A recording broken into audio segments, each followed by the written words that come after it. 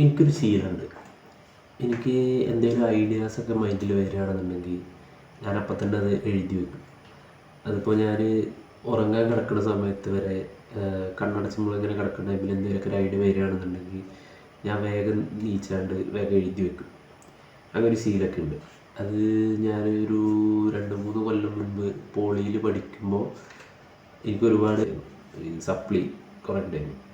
അപ്പോൾ അത് ക്ലിയർ ചെയ്യാൻ വേണ്ടിയിട്ട് ഞാൻ ഫോക്കസ്ഡ് ആയിട്ട് കുറച്ച് കാലം അധികം പുറത്തേക്ക് ഇറങ്ങാതെ അങ്ങനെ പഠിച്ച് ഞാൻ പരീക്ഷ എഴുതിയിട്ടുണ്ട്. അപ്പോൾ അന്ന് ഉണ്ടായ അന്ന് ഞാൻ ഇതേപോലെ എന്തെങ്കിലുമൊക്കെ ഐഡിയാസ് വരുന്ന സമയത്ത് ഞാൻ എഴുതി വെക്കും. അങ്ങനെ ഒരു ശീലം അന്ന് മുതലുണ്ട്.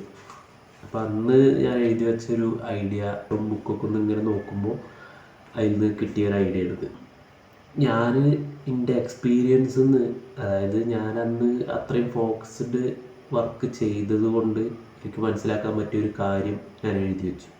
അതൊരു ഐഡിയ എന്ന് പറയാൻ പറ്റില്ല, അതാ എനിക്ക് വർക്കായ ഒരു സംഭവം അത് ഞാൻ എഴുതി വെച്ചു, അത്രേ ഉള്ളൂ. അപ്പോൾ സംഭവം എന്താണെന്ന് വെച്ചാൽ നമ്മളെ ഈ നമ്മളെല്ലാവരും ഇങ്ങനെ പറയും, എല്ലാവരും ബാലൻസ് ചെയ്യണം, അതായത് നമ്മളെ വർക്കും ലൈഫും തമ്മിൽ ബാലൻസ് വേണം, നമ്മൾ ഈക്വലായിട്ട് എല്ലാവരും എൻജോയ് ചെയ്യണം, ഫണ്ണ് വേണം, അതിൻ്റെ ഒപ്പം തന്നെ പഠിത്തവും വേണം, അങ്ങനെയൊക്കെ പറയുന്നേക്കാം. പക്ഷേ ആക്ച്വലി അത് തെറ്റാണ്. കാരണം ബാലൻസ് എന്ന് പറയുന്ന സംഭവം ഒരു മെയിൻ്റനൻസ് രീതിയിലാണെങ്കിൽ ബാലൻസ് ഓക്കെയാണ്. പക്ഷേ നമുക്ക് എന്തെങ്കിലും ഒന്ന് മെയിൻറ്റെയിൻ ചെയ്യണമെന്നുണ്ടെങ്കിൽ നമ്മൾ എന്തെങ്കിലും ഒരു സാധനം വേണ്ടേ, എന്നാലേ അത് മെയിൻറ്റെയിൻ ചെയ്യാൻ പറ്റുള്ളൂ. അപ്പോൾ അങ്ങനെ ഒരു സംഭവം നമ്മൾ ഉണ്ടാക്കണം. എന്തെങ്കിലും ബിഗ്ഗായിട്ടുള്ള എന്തെങ്കിലും ഒരു സംഭവം ഉണ്ടാക്കണം എന്നുണ്ടെങ്കിൽ അതിന് ബാലൻസ് ഉള്ളതുകൊണ്ട് കാര്യമില്ല. ബാലൻസ് ഉണ്ടെങ്കിൽ നമുക്കൊരു ആവറേജ് റിസൾട്ടേ കിട്ടുള്ളൂ. പക്ഷേ എൻ്റെ എയിം എന്ന് പറയുന്നത് ആക്ച്വലി എനിക്ക് ഇൻട്രസ്റ്റ് ഇല്ലാതെ അവസാനം കുറേ പേപ്പർ സപ്ലൈ വന്നു. അപ്പോൾ ഇതെങ്ങനെയും എഴുതി പാസ്സാവണം എന്നുള്ള രീതിയിലായതുകൊണ്ട് എനിക്ക് അത്രയും ഒറ്റ സെഗ്മെൻ്റ് എക്സാമിൽ 14 പേപ്പറും എഴുതിയിരിക്കണം. അപ്പോൾ അത് കുറച്ച് ബിഗ് ടാസ്ക്കാണ്. അന്നിപ്പോൾ ഞാൻ എൻ്റെ പഠിത്തവും ലൈഫും കൂടി ബാലൻസ് ചെയ്യാൻ നിന്നാൽ രണ്ടും ഉണ്ടാവില്ല. അതിന് നമുക്ക് ആവശ്യം ബാലൻസ് അല്ല.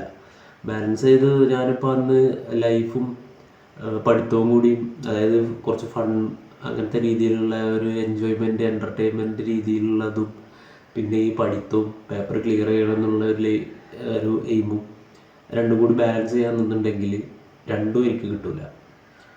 അന്ന് ഞാൻ ഡെലിബറേറ്റ്ലി അതിൽ മാത്രം ഫോക്കസ് ചെയ്തു. അതെങ്ങനെയും ആ പേപ്പർ എങ്ങനെയും എഴുതിയെടുക്കണം എന്നുള്ള രീതിയിൽ ആ പഠിത്തത്തിൽ മാത്രം ഞാൻ ഫോക്കസ് ചെയ്തു. അന്ന് എനിക്കിതാരും പറഞ്ഞു തരാനോ അങ്ങനെ സംഭവങ്ങളൊന്നുമില്ല. ഞാൻ യൂട്യൂബിൽ കുറച്ച് എന്തെങ്കിലുമൊക്കെ വീഡിയോസ് കാണും, എന്നിട്ട് അതിൽ നിന്നുള്ള കുറച്ച് കാര്യങ്ങൾ ഇംപ്ലിമെൻ്റ് ചെയ്യും, അങ്ങനത്തെ ഒരു രീതിയിലായിരുന്നു. പക്ഷേ ഇപ്പോൾ എനിക്ക് അതിൻ്റെ ഇത് മനസ്സിലായി.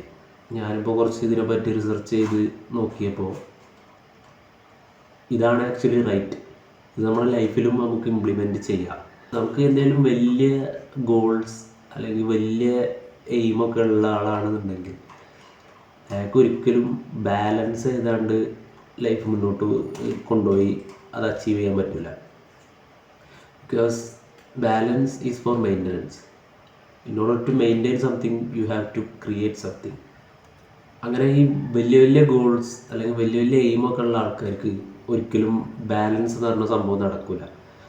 ആക്ച്വലി അത് ബാലൻസ് എന്ന് പറയുന്നത് നമ്മൾ എന്തെങ്കിലുമൊക്കെ ഒന്ന് ബിൽഡ് ചെയ്ത് കൊടുന്ന ശേഷം നമുക്കത് മെയിൻറ്റെയിൻ ചെയ്ത് കൊണ്ടുപോകണമെന്നുണ്ടെങ്കിൽ ബാലൻസ് നല്ലതാണ്. അതിൽ നിന്ന് ആവറേജ് റിസൾട്ട് കിട്ടും ചെയ്യും. അതായത് നമുക്ക് മെയിൻറ്റെയിൻ ചെയ്ത് ഇങ്ങനെ പോകാമെന്നുള്ളൊരു ലെവലിലുള്ള ഇത് ബാലൻസ് നിന്ന് കിട്ടുള്ളൂ.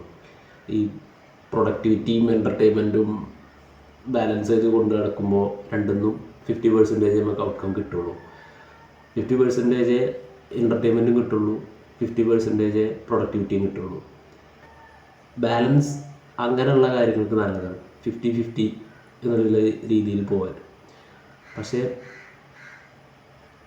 If you need something big, അതിന് ബാലൻസ് നടക്കില്ല.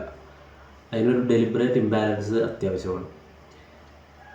എക്സ്ട്രീം വർക്ക് സെഷൻ ഒരു 6 മാസം നമ്മളെ ബിസിനസ്സിൽ ഫോക്കസ് ചെയ്യുന്നു, ഒരു 3 മാസം നമ്മളെ ഫിറ്റ്നസ്സിൽ ഫോക്കസ് ചെയ്യുന്നു. അതായത് ആ ടൈമിൽ ഇപ്പോൾ 6 മാസം നമ്മൾ ബിസിനസ്സിൽ ഫോക്കസ് ചെയ്യുന്നു എന്ന് പറഞ്ഞാൽ ആ മാസത്തിൽ നമ്മൾ ഫിറ്റ്നസ്സിന് അത്ര പ്രാധാന്യം കൊടുക്കുന്നില്ല. മേ ബി നമ്മളെ വർക്കൗട്ട് സെഷൻ 1 മണിക്കൂർ, ചിലപ്പോൾ 6 മണി ടു 7 മണി ആയിരിക്കും വൈകുന്നേരം. പക്ഷേ നമ്മളെ വർക്ക് 6 മണിക്ക് തീർന്നില്ല. അതായത് ബിസിനസ് റിലേറ്റഡ് ആയിട്ടുള്ള വർക്ക് 6 മണിക്ക് തീർന്നില്ല. പക്ഷേ നമ്മൾക്ക് ജിമ്മിൽ പോകണം. അപ്പോൾ നമ്മളവിടെ ജിമ്മ് കുറച്ച് അന്ന് സ്കിപ്പ് ചെയ്താലും നമുക്കതൊരു പ്രശ്നമായിട്ട് തോന്നില്ല. കാരണം നമ്മളെ ഫോക്കസ് ആ 6 മാസത്തിൽ നമ്മുടെ ഫോക്കസ് എന്ന് പറയുന്നത് ബിസിനസ്സിലാണ്. സോ അങ്ങനെയുള്ള സാക്രിഫൈസസ് അല്ലെങ്കിൽ അങ്ങനെയുള്ള ചേഞ്ചസ് നമ്മുടെ ലൈഫിൽ വരുത്തേണ്ടി വരും. അപ്പോൾ അവിടെ ഒരു ബാലൻസ് ഇല്ലായ്മ വരും സ്വാഭാവികമായിട്ടും. ആ ഇംബാലൻസ് ആണ് ആക്ച്വലി നമുക്ക് റിസൾട്ട് തരിക. ബാലൻസ് കൊണ്ട് നമുക്ക് ഒരിക്കലും ഒരു സാറ്റിസ്ഫൈഡ് റിസൾട്ട് നമുക്ക് കിട്ടില്ല. Actually balance is A life.